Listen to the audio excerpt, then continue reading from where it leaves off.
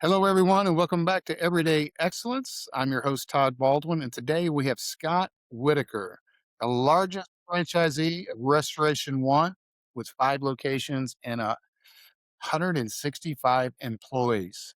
Restoration One is America's largest independent restoration company. Scott, how you doing today? I'm good, Todd. How are you?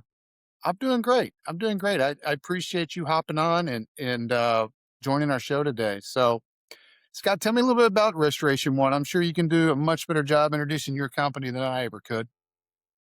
Yeah, my locations are spread. I got 4 locations spread throughout central and eastern Washington, from Spokane on the very eastern side that we dip into Idaho, the Coeur d'Alene, Idaho market. And then we have Wenatchee, which is central.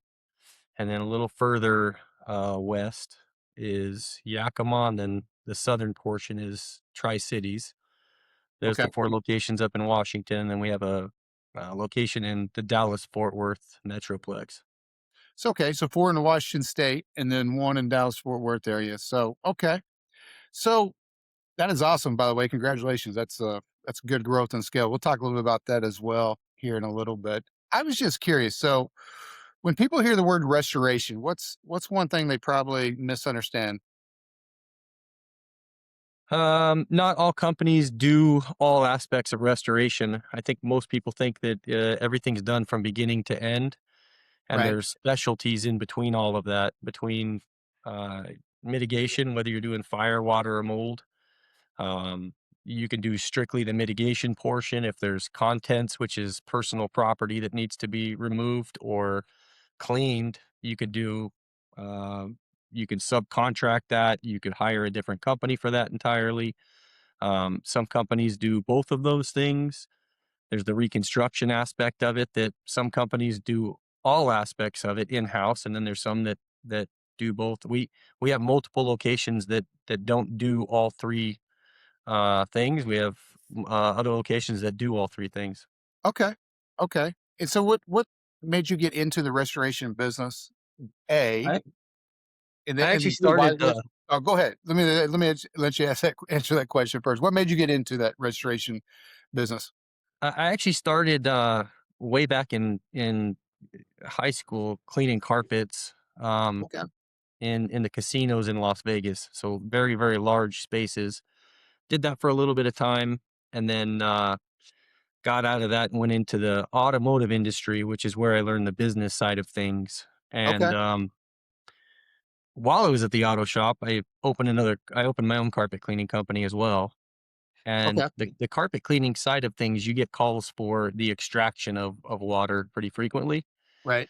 Um, I sold that business and moved to Spokane in 2007. I wanted to be a firefighter, so I tested for multiple different fire departments throughout the United States, and Spokane Valley Fire Department offered me a job. So we moved to Spokane Valley, and uh, I wanted to keep my wife at home with the kids, so I fired up another carpet cleaning business up there, Okay. and realized that I was giving up work all the time because I didn't understand the restoration side, and so I would just go extract water and just get paid for that, and realized, is there more to this? So I started looking into it. I had the carpet cleaning business for 7 years before 8 years before I decided to actually look and dive into the restoration side of things. And a year Okay. later, I landed on restoration, and in 2017 we opened up Restoration One of Spokane.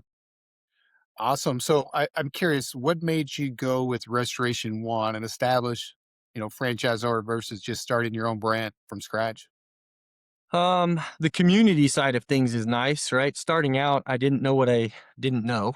And Yeah. having a community of people where you could actually make phone calls and say, hey, what on this? What on that? You do have a franchise consultant that has some knowledge. Sure. And then there's also the other franchise owners that are willing to take those calls at any time and walk you through this whole thing. The business side of it, I wasn't worried about. I wasn't worried about like getting the work. I was worried about producing the work. So having And that, I guess that network to help you answer questions, like you said, things you didn't even know you didn't know, right? correct. Yeah. Well, that community network can be huge because I always say there's not an easy business, right? There's no business that's easy. And No. so um, when I look here and I think back to our early days, it's amazing what I thought our path would be. You know, I thought we get from point A to point B would be this path, and it's all over the it's all over the path is all over the road, so to speak. I'm curious, in year one, when you first got started, what surprised you the most about this business? Um, Probably how hard it is to get paid. Is that because of insurance claims? Yeah. Yeah. Talk a little bit about that because we do a lot of stuff with the roofing companies too, and they fight the same things. So what is the secret to getting your insurance, if there is a secret, to actually getting your insurance to accept the claim and actually accept it for the amount that it needs to be to get the repairs done properly?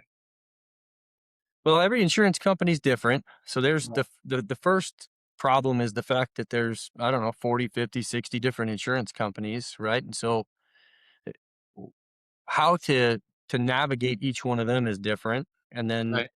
whether or not they use in-house field adjusters, independent adjusters, desk adjusters, where the paperwork goes. There's so much to it. Documentation in our field is key, right? We document everything that we do.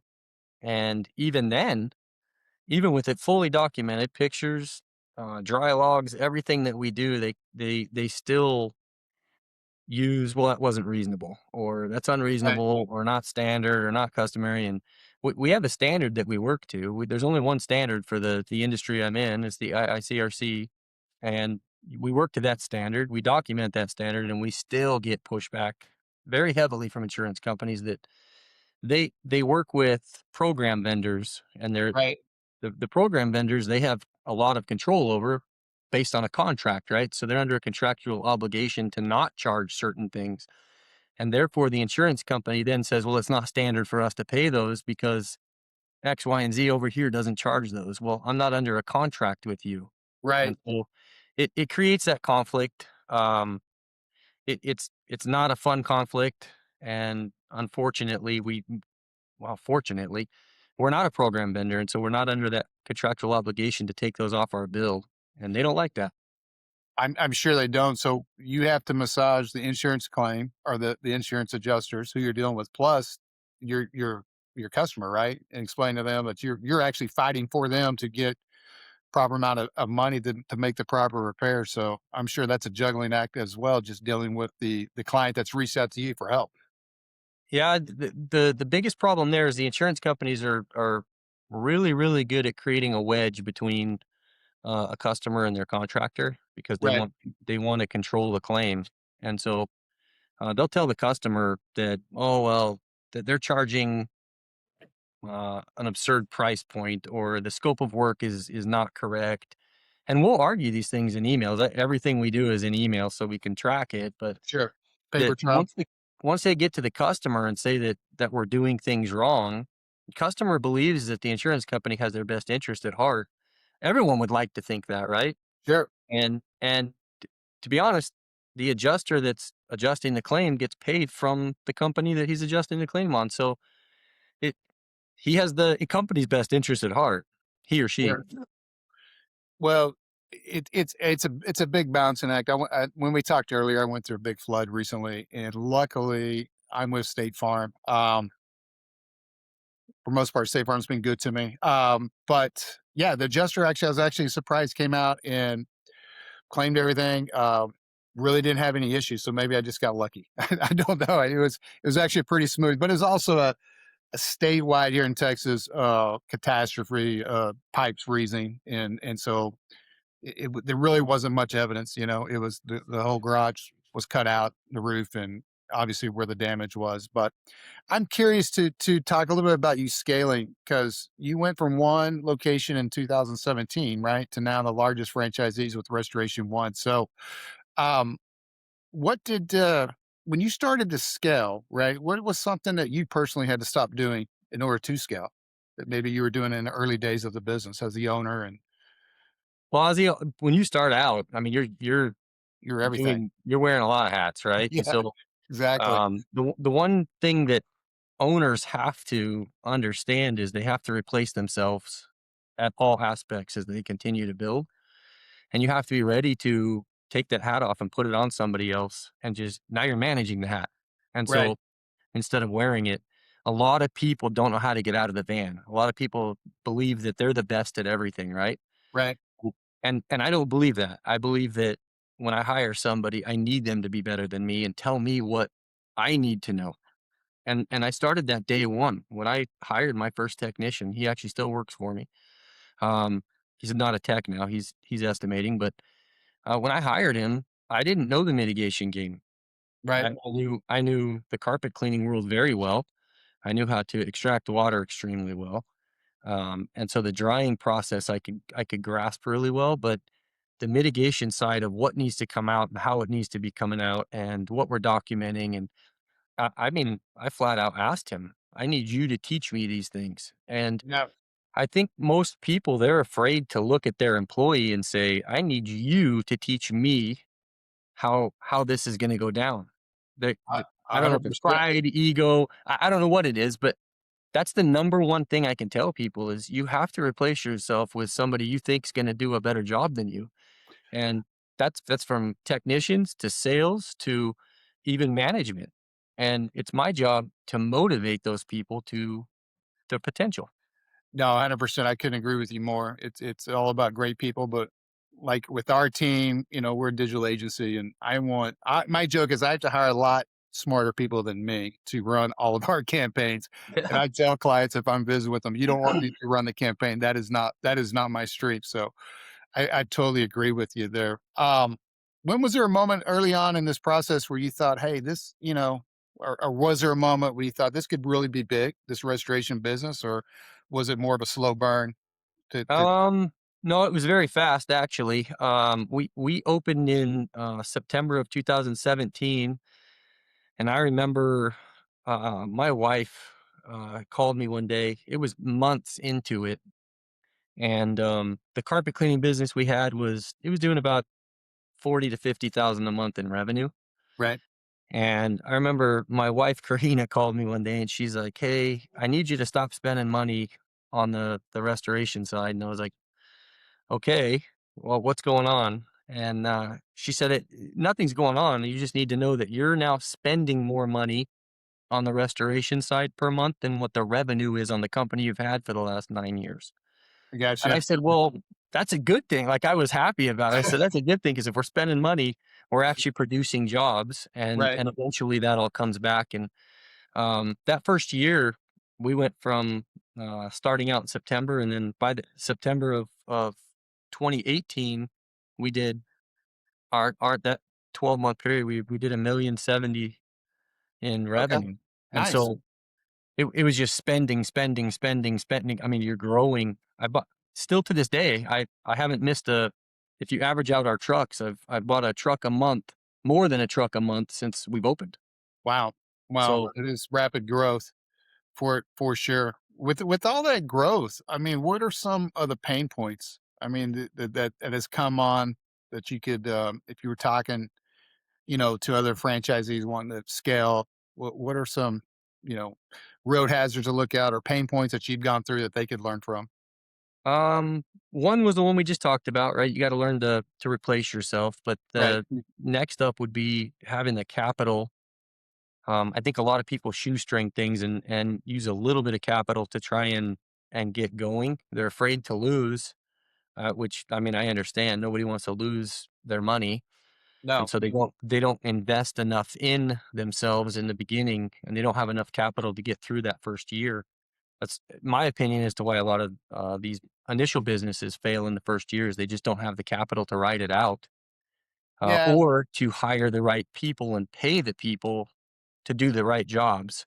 They think that they're going to do everything, and you can only do so much. You're going to be wrapped out very very soon if you're gaining any traction at all. You definitely can't do all of it. No, you've got to have a good business plan. I'm a believer. You got to have some capital and then go to work. And I think a lot of people don't have a not only do they shoestring their budget, but they shoestring their plan. They don't have a real business plan of how they're going to, attack this business. I'm curious, because you guys are in the home service business, restoration.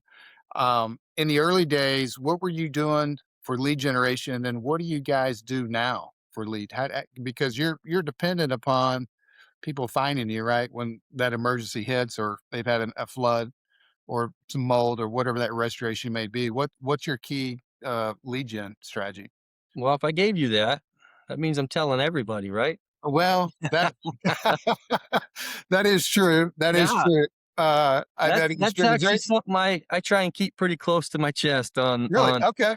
oh yeah. Yeah, there's probably all in 10, 12 people throughout our whole organization that understand how that works. Of how to generate a consistent lead flow Yep. to have business. Okay, no, that's Yeah. awesome. So, does corporate help you with lead generation, or is this something that you've come up with your own?